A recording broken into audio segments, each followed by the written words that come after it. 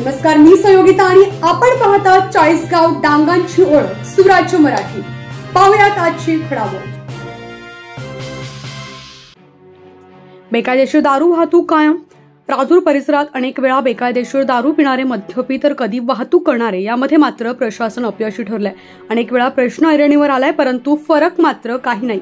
आज सकाळी वाकी बंगला परिसरात माजी पंचायत समिती सदस्य मुरली नाना भांगरे आपल्या कामासाठी जात असताना एक मोटरसायकल विना क्रमांकाची दारूचे बॉक्स घेऊन भरधाव वेगाने निघाली होती व मुरली नाना भांगरे यांच्या मोटरसायकलला धक्का दिला।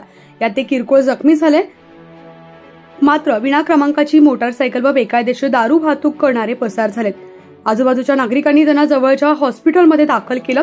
यानंतर पोलीस प्रशासनाने धाव घेतली। पुढील तपास पोलीस पथक आणि वायर हवालदार करत आहेत। सुराज्य मराठी नेटवर्क करिता प्रतिनिधी अजय पवार, वाकी, राजूर।